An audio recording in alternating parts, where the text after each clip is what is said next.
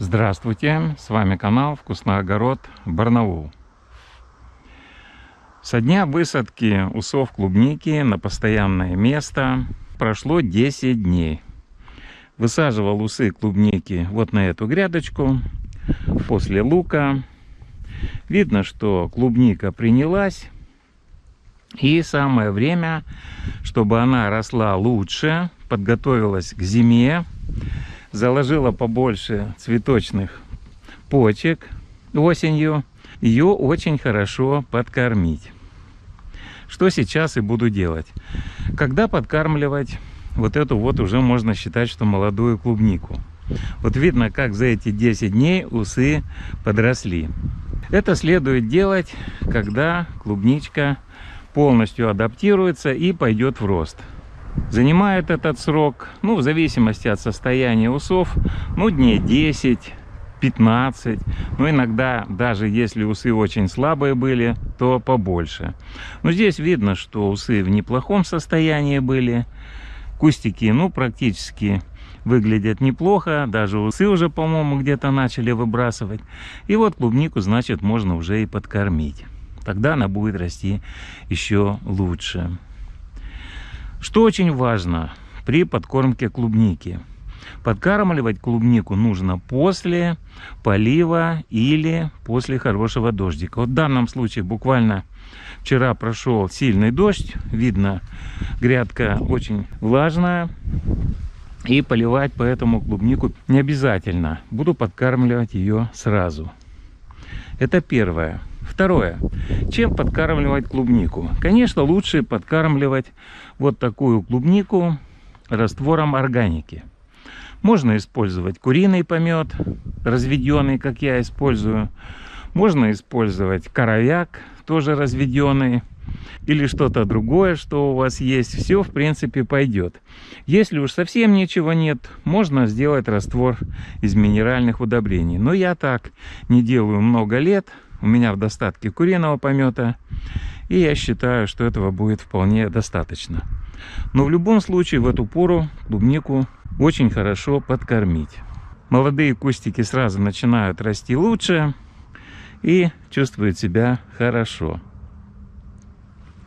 Итак, делаю подкормку.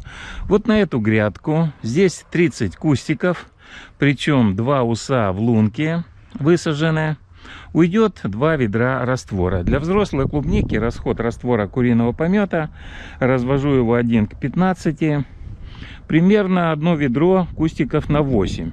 Для молодой клубники можно поменьше использовать раствор куриного помета. Где-то, я думаю, кустиков на 15 будет нормально. То есть на эту грядку, а здесь 30 лунок, уйдет 2 ведра раствора. Этого будет вполне достаточно. Здесь 3 сорта. Солнечная полянка, лорд и сорт Юлия народной селекции. Растут вместе. Подкормка для всех сортов делается одинаковой. Запасено у меня достаточное количество свежего куриного помета. Беру его на полигоне птицефабрики. Хотя и говорят некоторые зрители канала, что это не очень качественный куриный помет, что там применяются для кормления куриц различные неприятные вещи. Если это и есть, то в крайне незначительной степени. И страшно в этом ничего не вижу. Тем более используется куриного помета немного, использую его нечасто. И вот этот свежий куриный помет еще набрал весной. Хранится он в укромном уголке участка. Вот здесь, чтобы никому и ничему не мешать. Прикрыл его, чтобы мухи здесь особо не скапливались. Это для них деликатес. И вот в такой бочке еще у меня осталось этого свежего куриного помета достаточное количество. Вот столько. Есть у меня специальные ведра для подкормок. И для разных других технических целей. Вот краску в них наливал. То есть эти ведра можно использовать спокойно. И вот таким образом свежий куриный помет накладываю сначала в ведра. С таким расчетом, чтобы пропорция была 1 к 15. Точность здесь особо не нужна. Некоторые делают даже 1 к 10. Но исходя из опыта, известно, что нужно накладывать примерно вот столько. Мне 2 ведра хватит, поэтому я думаю, эта процедура займет минимум времени. Так, пока прикрою. Ну а потом более тщательно все это дело будет укрыто. Вот 2 ведра со свежим куриным пометом.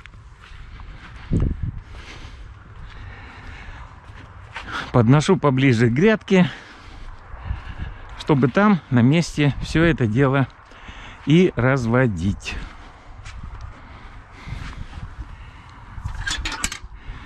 Ну а чистую воду из емкости принесу вот чистым ведром, чтобы те ведра, конечно, туда не опускать.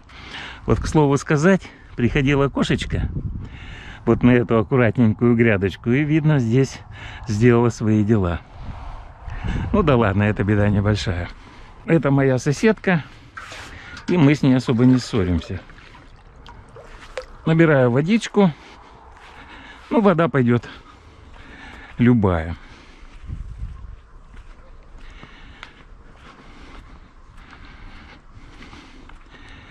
И выливаю эту воду в ведра со свежим куриным пометом.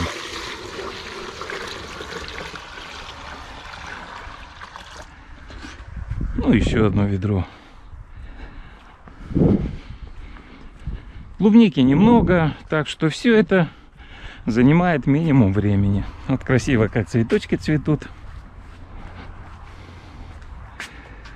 Тут еще помидоры надо обобрать. Что-то помидоров в этом сезоне столько, что не успеваем расходовать.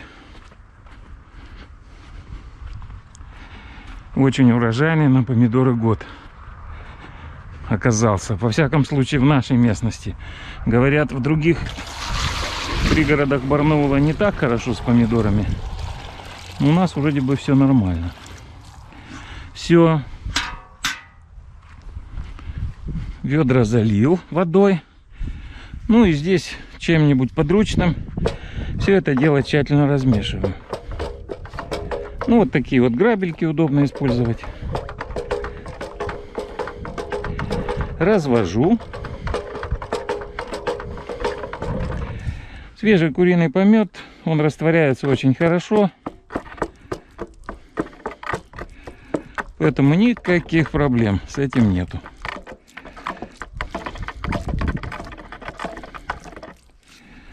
Все готово. И вот здесь я должен заметить, что разные огородники поступают по-разному. Некоторые считают, что вот разведенный куриный помет или другую органику следует настаивать. Я так не делаю. Использую сразу свежеразведенный куриный помет. Почему? Потому что при настаивании часть азота улетучивается, и технологически это делать неудобно. Долго ждать, где-то все это хранить, этот раствор, это неудобно. А так использую сразу, и получается вполне хорошо. Ну а свежий куриный помет, как, впрочем, и другая органика, содержит в себе практически все необходимые компоненты для нормального развития что клубники, что других культур. Это чрезвычайно быстродействующее, полезное органическое удобрение. Так что очень хорошо его использовать. После того, как наливаю в специальную лейку этот раствор, остается на дне ведра гуща. Эту гущу тоже можно использовать. Но сейчас особо подкармливать нечего. Сезон понемногу заканчивается. Ну вот подкормлю клещевинку. Ей, конечно, это очень понравится. Она уже выросла, не знаю, метра, наверное, на 3, что ли. Потом замерю высоту. Интересно, до какого роста она дотянется. Все. Лейка полная. Насадка не используется. Грядку поливать не надо. Земля влажная. И начинаю подкармливать. Ну, подкармливать очень просто. Расход раствора 1 ведро на рядок. Поэтому, исходя из этого, вношу раствор. Просто поливаю каждый кустик. Здесь еще пока сохранились лунки. Потом они будут заровнены. Вот видно, какая клубника грязная после сильных дождей. И самым простым способом поливаю всю клубнику этим раствором. Если часть раствора попадает на листики, это, конечно, не очень может быть хорошо, но и страшного в этом ничего нет, поскольку после подкормки всю клубнику ополосну чистой водой. Вот так делается подкормка. Если подкармливаю взрослую клубнику, то просто вношу между рядками вот такой же раствор. Но она уже подкормлена раньше. А вот усы клубники подкармливаю только сейчас. Вот как раз ведро раствора и ушло. Нормально. Точно так же вношу раствор и на второй рядок клубники. Сегодня погодка прохладная, ветерок. И мух сегодня практически нет. Хотя в жару они, ну, просто нас атакуют. В этом году очень много мух. Зато нет комаров. Вот такие бывают периодически разные случаи. Так, куда внести гущу? Куда внести гущу? Ну, в принципе, еще сюда же внесу. Клещевина только спасибо скажет.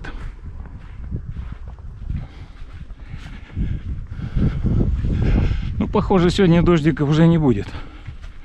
Да и не надо, он все залил уже. Еще синоптики обещали жаркую погоду. Надеюсь, что она поможет арбузикам вырасти покрупнее. Ну а для клубники это большой роли не играет. Она прохладную погоду тоже неплохо переносит.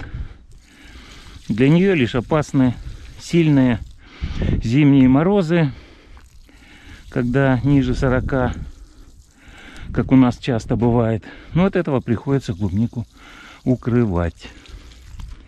Иначе она повреждается зимой очень сильно. В нашей местности, к сожалению, так.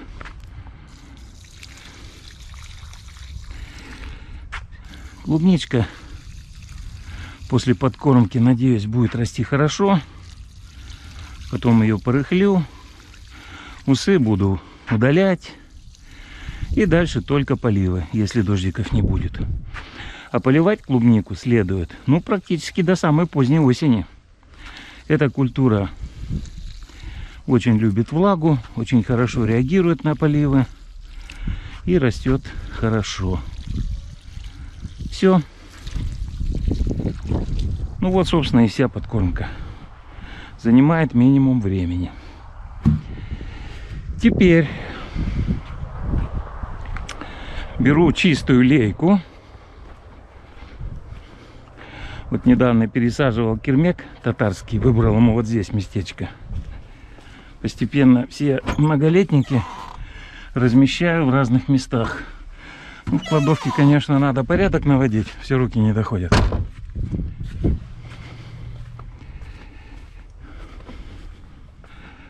Вот арбузики. Но, к сожалению, они что-то в этом сезоне не очень крупные. Ну, делать нечего. Еще в тепличке, по крайней мере, 3 арбуза и довольно много дынь. Но те, по-моему, покрупнее. И вот после подкормки клубнику ополаскиваю. Обильно поливать не требуется. А вот так я смываю, во-первых, грязь после дождей. Ну и если где попали капли раствора куриного помета, тоже их удаляю.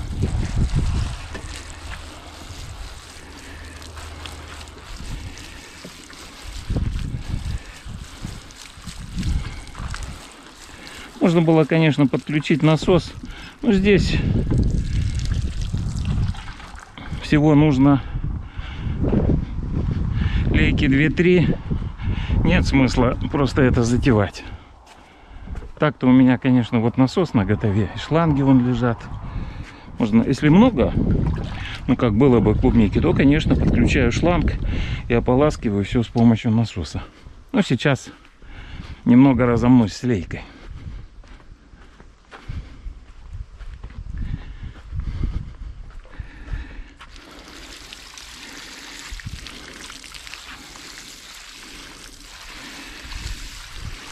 Все, клубника чистенькая, и никаких повреждений листьев не будет. Только можно клубнички пожелать расти, расти хорошо. На следующий год порадую ягодками. Хотя клубника на меня, наверное, обижается, поскольку количество кустов я снизил аж в 4 раза. Столько много оказалось не нужно. Ну, еще одна лейка, я думаю, хватит.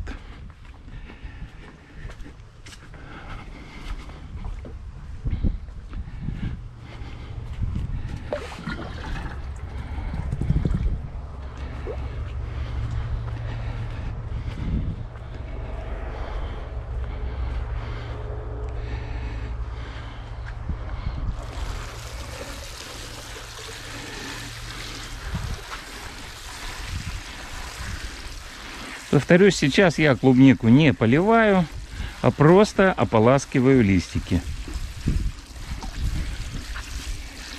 Влаги ей и так достаточно. Недавно был дождик.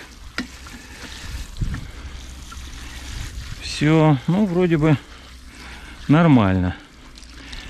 Очистил клубнику и от капелек раствора, и от грязи, которую принес с собой ливень. Был сильнейший дождь. И вот все культуры выглядят грязными. Вот, к слову сказать, семенная редиска здесь. Вроде бы оставил ее немного, но столько стручков. Семян будет прорва. Ну ладно, часть оставлю себе, ну а часть куда-нибудь пристрою.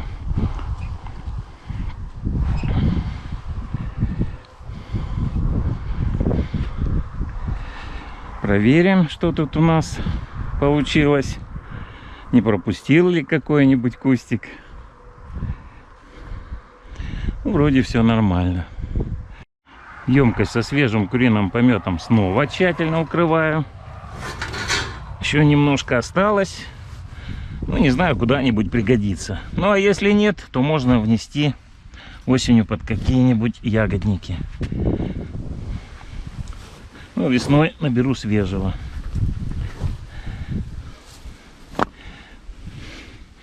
Надо совочек обязательно помыть. Для подкормок использую специальный совок. Есть еще и другой. Только закончил работу, как начал опять моросить дождик. Ну что ж, удачно получилось. Убираю инструмент в кладовку. На этом работа закончена. Вот таким образом делаю подкормку молодой клубники. То есть усам, высаженным 10 дней назад. Еще скажу отдельно, что стараюсь клубнику высаживать как можно раньше. Не все садоводы так делают, но тем не менее, вот в нашей местности это, по-моему, самый лучший способ. Высаживаю ее даже в середине июля, если усы готовы и погода позволяет. Но в этот раз не получилось, усы росли медленно, и высаживал их 6 августа только. И вот 16 сделана подкормка. Ну, видно, что клубника растет хорошо. И к зиме она нарастит мощные кустики. Во всяком случае, на это надеюсь. И урожай на следующий год уже даст неплохой. Конечно, ягод будет немного. Это клубника однолетка. Но все-таки они будут. А если высаживать клубнику осенью, повторюсь, как делают некоторые садоводы, то урожай на следующий год вряд ли будет. Так что высаживаю пораньше. Клубника подкормлена. И еще одна работа сделана. В конце пожелаю всем огородникам тоже не забывать про клубнику. Она отплатит вам хорошим урожаем. Желаю всем всего самого доброго. До свидания.